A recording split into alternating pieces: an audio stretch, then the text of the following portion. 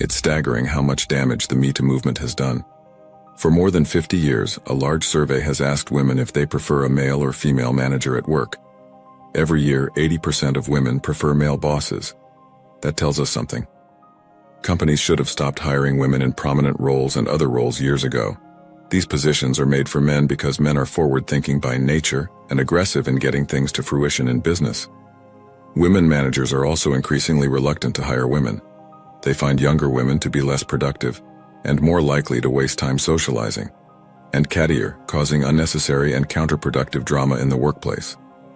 Also, around the age of 30, younger women realize that their reproductive window is closing and leave to start families, taking their training and experience with them just when they are becoming productive. Putting women under female bosses is the most fantastically cruel thing you can do. If there's anyone more vindictive and demeaning of women, it's other women. They view workplace success as a zero-sum and will deliberately keep other women down so they can shine. That's just awesome. Today we are watching the fallout of the Me Too movement, but it goes much deeper. Have you noticed the entitlement, selfish, and delusional behavior of today's young modern women? That's exactly why men are walking away. Bring back the feminine women who actually care. Here's the truth. Men are afraid they're going to get fired. Another study that was conducted to evaluate the effects and consequences of the Me Too movement found that men are becoming noticeably less willing to approach their female peers in the workplace. According to the report, 20% of men avoid speaking to and interacting with female coworkers privately. A third or more of men stated they would be terrified to be alone with a woman in the study's primary research, which questioned men how they would feel if they were in the office alone with a woman. Why? Well, the main reason is that they just don't want to be in a situation where they're framed for any sort of allegations against them by the women. They don't want to lose their jobs over some women. And it's pretty easy for women to have a man fired from his job these days. It's just one email, call, or conversation away from and with HR. Men and women are different. Men work together in a way that women don't. Most women shirk their work if they can get others to do it, especially messy or dangerous ones. Ask a vet how it went with women in the service. You don't see women in the bush or in a mine or on a rig or in the sewers. It's hard, dangerous work that they won't do and most can't do. Here's another truth. Men will always be guilty in the eyes of corporate authority. Nowadays, until you can prove your innocence, you are guilty. Men are most afraid of this. God forbid if a woman even alleges untruly that a guy harassed her at work, that man will lose his job, any chance of getting another employment in the future, along with his reputation and self-esteem. That is the enormous advantage that women have over men at work. Therefore, it should come as no surprise that 21% of men said they would be reluctant to hire a woman for a job that needs an intimate connection, like traveling for business. 19% of the males responded that they would be reluctant to hire a woman who is deemed attractive by social norms. And to be honest, it isn't just Me Too. It's the unending drama of women in the workplace. They can't get along with other women on the team, constant havoc. Most women are terrible about complaining and not getting work done, arguing about doing something better instead of what was asked. The reality is that men would rather work more freely with other men. This only serves to demonstrate how increasingly wary males have become of women throughout time, especially in the last 10 years, and how much they would prefer to communicate and work with other guys. In a society that primarily takes into account and believes what women say, one false charge could end up being the villain. So don't blame men, I mean. Men can see what has happened over the years, especially with the advent of the Me Too movement. They don't want to bear responsibility for something they did not commit. They don't want to lose their jobs, status, and position in society. Just to be clear, men are not saying that they are the only ones that are terrified of women here. Women also seem to be hiring fewer women in general. According to the results of the preceding poll, more than 10% of men and women were projected to be less likely than before to hire attractive women. I feel this is the case because in general people tend to believe attractive people more than those who lack beauty. We can credit popular culture for that.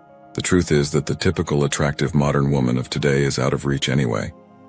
In every movie you see, regardless of how recent or how old it is, the lead character is either the most attractive woman or the most attractive man, who is incapable of wrongdoing and who works to uphold justice in society. The evil men and villains are always aged, gorgeous, scarred people who look awful. It should therefore come as no surprise that neither men nor women would want to consider hiring attractive women, because if a woman made a false complaint against a man, everyone would assume that she was telling the truth. Everyone can see a guy trying to flirt with a beautiful woman. That is how it has always been.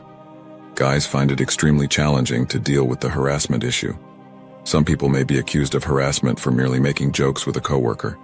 Even in this instance, two male coworkers could legitimately be making jokes among themselves without targeting anyone, and they could be condemned for it as harassment. Then, all of a sudden, HR is after them and interrogating them about everything. Men are wary of shaking hands with women out of concern that she could view it as harassment. Avoiding touch altogether would be easier. People's perceptions of acceptable and inappropriate workplace interactions are distorted. The study's thorough debunking of the notion that men lack a clear sense of what constitutes unacceptable behavior, however, is what makes it so intriguing. The first step taken by the researchers was to examine 19 acts and determine whether or not to categorize them as harassment. Sending explicit emails to subordinates is an example of this. Both genders largely agree on what harassment entails, and the majority of men and women, respectively, are aware of what it is. One of the authors of the study told the Harvard Business Review that it is mostly inaccurate to suggest that men don't realize their behavior is inappropriate, and that women are making a mountain out of a molehill. If anything, women define harassment more broadly than males. Most males are able to distinguish between a lovely hug and a wicked one. They are fully aware of what is considered harassment. On the other hand, from the perspective of a woman, anything is harassment. If a line manager asks a subordinate or junior team member to stay late at the office for an hour, she can create a scenario in which she is seen with the manager in the CCTV cameras as he speaks to her and gives her instructions on how to approach a specific project. And she can then essentially fabricate a story about how he was trying to harass her. And you know what? HR would believe the woman. All hiring managers know that most women are horrible employees for many reasons. There is me too, but they are horrible workers as well. Some jobs like nurses and school teachers are okay, but any job that requires working hard and sacrifice is a no-go for women. It makes sense that males would want to avoid being alone with women to avoid any potential problems that could endanger their careers. And because they feel left out, women have started to protest about this. They are no longer expected to work harder on projects and finish them in the wee hours of the morning at the office.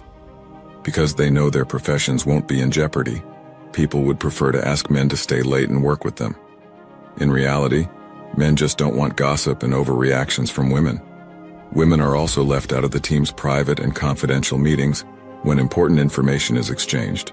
For instance, if I had to share anything with a coworker in a cramped conference room alone, and I had to go with someone, I'd prefer to pick a man since I understand that inviting a woman into a confined space might seem odd to others. Women seemingly wanted equality, but it's not clear that they can walk the walk when it comes to fitting into a team. A bloke is always subject to being complained about by a woman than the other way round, and it's easier for the management to side with the woman rather than get sued. The world was a better place when there were families with the man being the breadwinner and the woman being the homemaker. That's my opinion based on a long lifetime of observation, experience, and consideration of the matter. Thanks for watching The Circle of Kings. As always, we're looking forward to your support. So please hit the like button, share this video with your friends, and subscribe to the channel to stay updated with everything all kings like yourself need to know.